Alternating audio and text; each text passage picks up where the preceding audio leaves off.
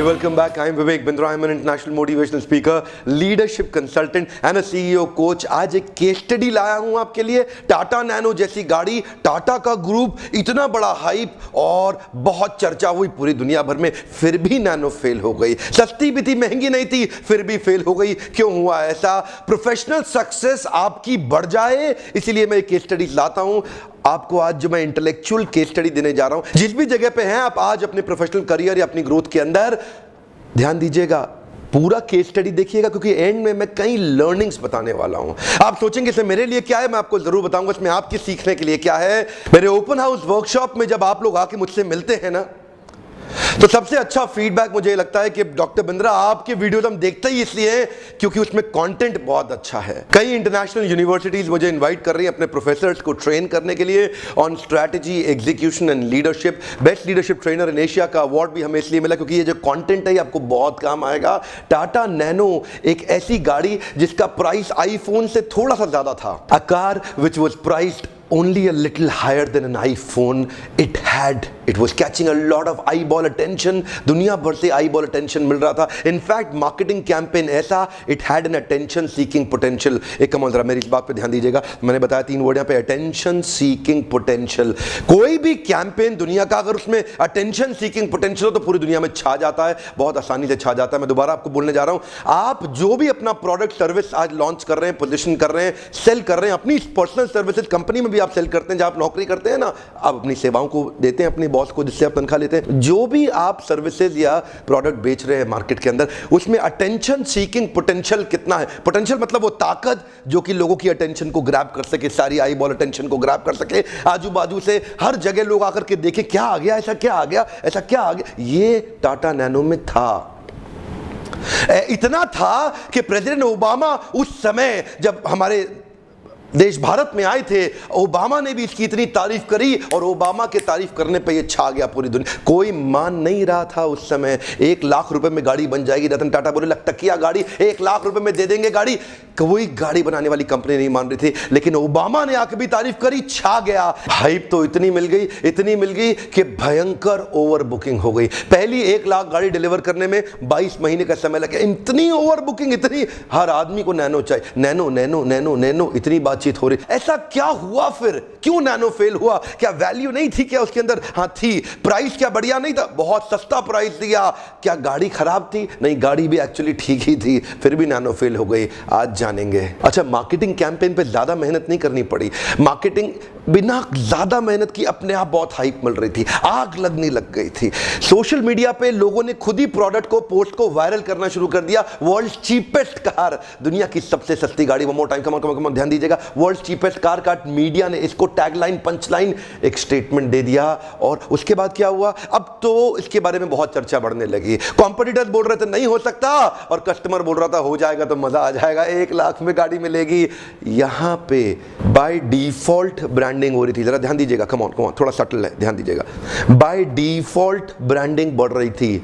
शायद मार्केटिंग की टीम इतनी बढ़ती हुई तारीफ, इतना मीडिया में बिना पैसा दिए कवरेज, इतनी दुनिया भर के लोग बिना खर्चा किए, बिना ऐड किए हमारे बारे में बात करने लग गए, तो शायद वो बहुत खुश थे इस बात से। और वहाँ पे उसी खुशी के अंदर वो भूल गए कि वो ब्रांडिंग बाय डिज़ाइन नहीं हो रही है, बाय डिफ़ॉल्ट हो रही है। कम ऑन ध्यान दीजिएगा, बाय चॉइस नहीं हो रही है, बाय चांस हो रही है।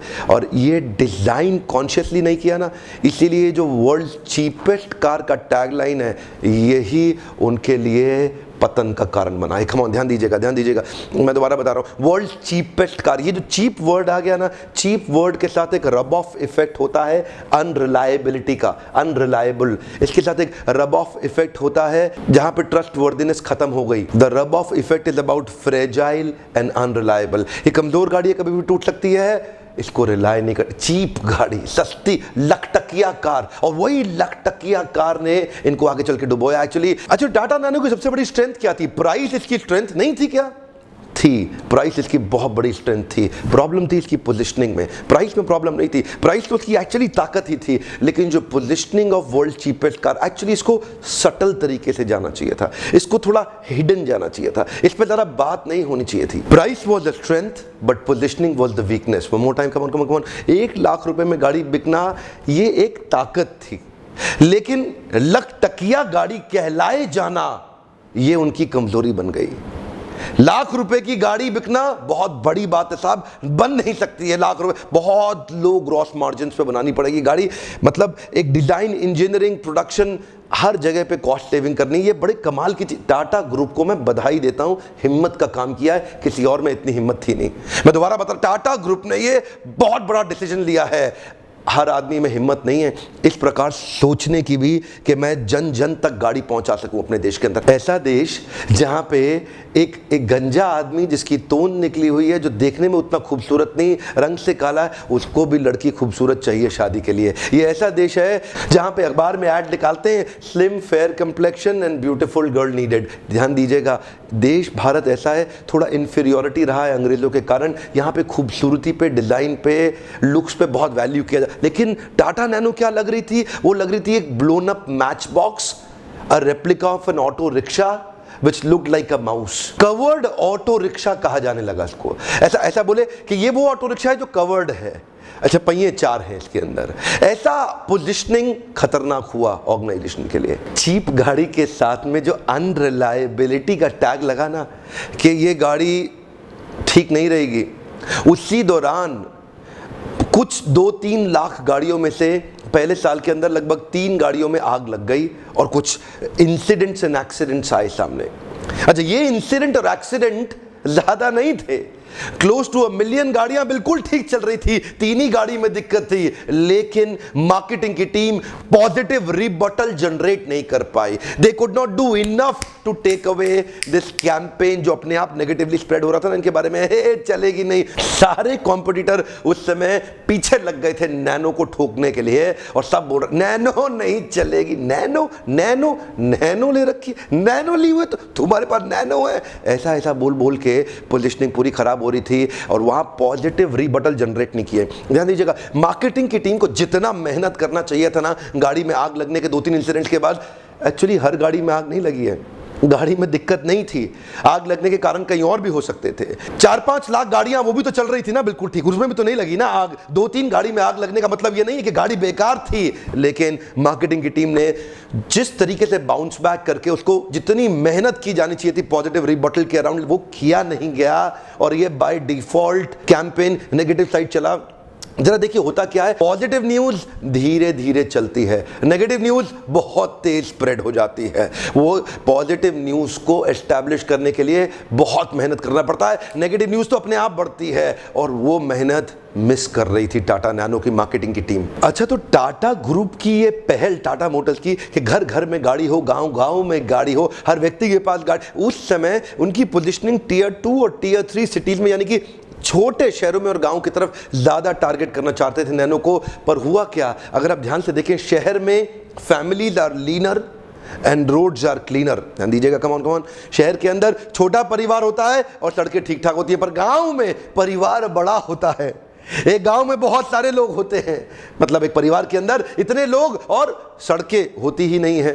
अब इतने लोग नैनो में अगर घुसने की कोशिश करें, एक तो फिट नहीं हो पाते थे, थोड़ी गाड़ी छोटी पड़ गई, और दूसरा सड़कें वो गाड़ी के मैकेनिक्स को, गाड़ी की टेक्नोलॉजी उस गांव की सड़कों के हिसाब से थोड़ी अनरिलायबल दिखने लगी। अच्छा, जिस देश के अंदर 65,000 रुपए की एक एवरेज मोटरसाइकिल आ रही हो, वहां अगर 1 लाख रुपए की गाड़ी कोई कंपनी देने का प्रयास करे तो पोजीशनिंग कुछ ऐसी हो गई कि ये बाइक्स के लिए बहुत बड़ा थ्रेट बन गया। ऐसा क्वेश्चन आया, ऐसा कहा जाने लगा कि अब देश में बाइक्स शायद बिकना बंद हो जाएं, जिसको बाइक खरीदनी हो टाटा नैनो ना ले ले। लेकिन यही पोजीशनिंग देखा जाए तो इनके लिए नेगेटिव साबित हुई। क्यों? पहले ना कंज्यूमर को समझना पड़ेगा। आज भी भारत देश के अंदर गाड़ी को एक एस्पिरेशनल वैल्यू की तरह देखा जाता है। गाड़ी is considered as a critical success factor for a man's proof to be successful. एक आदमी को सफल माना जाता है उसकी गाड़ी को देख करके हमारे देश के अंदर, और यहां पे अगर गाड़ी को बाइक से कंपेयर किया जाने लगे, ये बड़ा खतरनाक साबित हुआ इनके लिए। एस्पिरेशनल वैल्यू नहीं थी, लगा लखटकिया। इसी वीडियो को करने से पहले हमने लगभग 100 लोगों के साथ एक छोटा सा सर्वे किया, और उस सर्वे में हमने क्या पूछा, उनसे पूछा अगर आप सड़क पे जा रहे हैं, रेड लाइट पे रुके हैं, एक बाइक आके अचानक से रुकती है और साथ में एक ऐसा करके गाड़ी चलाता हुआ आदमी, नैनो भी आकर के अचानक से रुकती है आपके पास में, दोनों लोगों की नज़रें आपसे मिलती हैं। जो आदमी नैनो चला रहा है ऐसा स्टीयरिंग पकड़ के, और एक आदमी बाइक चला रहा है ऐसा। जब हमने लोगों से प्रतिक्रिया मांगी तो उन्होंने बताया बाइक वाला डैशिंग लग रहा है, स्मार्ट लग रहा है, हीरो लग रहा है, जवान लड़का है, हा जिंदगी के मजे ले रहा है। कुछ इस प्रकार के स्टेटमेंट आए, प्रतिक्रियाएं आई। लेकिन दूसरी तरफ जब हमने पूछा एक आदमी ऐसा नैनो चलाते हुए जा रहा है, उसको देख करके आपके मन में क्या आता है, तो लोगों ने कहा अनसेफ गाड़ी चला रहा है, इससे अच्छा बाइक ना खरीद लेता, सेकेंड हैंड ऑल्टो ही ले लेता, जरूर बेचारे की कोई मजबूरी रही होगी। ध्यान दीजिएगा, ये लाइन मेरे लिए बहुत ही दर्दनाक थी सुनने में। और टाटा ग्रुप के कुछ एम्प्लॉयज हो सकता है इस वीडियो को देख रहे हो, आपको भी ये बहुत दर्दनाक लगेगी बात सुनने में, क्योंकि आप भी मेरे क्लाइंट हैं। पर ध्यान दीजिएगा, जरूर बेचारे की कोई मजबूरी रही होगी। इसका क्या मतलब है? एस्पिरेशनल वैल्यू नहीं क्रिएट कर पाया टाटा नैनो। आप कितने सक्सेसफुल हैं भारत देश में, ये बात इस पर निर्भर करती है कि आप गाड़ी कौन सी चलाते हैं। कई बार मैं देखता हूं मेरे पार्टिसिपेंट मुझसे पूछते हैं, डॉक्टर बिंद्रा आप गाड़ी कौन सी चलाते हैं? इससे आदमी ये जज करने की कोशिश करता है कि पैसे वाला है कि नहीं है। जिस परिवार के अंदर लड़का नैनो गाड़ी चलाता है, पिता अपनी बेटी उस परिवार में देने को तैयार नहीं, शादी के रिश्ते तक टूटने लग गए थे। ये लकटकिया ही बहुत बड़ा ब्लंडर बन गया भारत देश के अंदर, जब लोगों को एस्पिरेशनल वैल्यू यानी कि गाड़ी का ब्रांड बहुत महत्वपूर्ण था।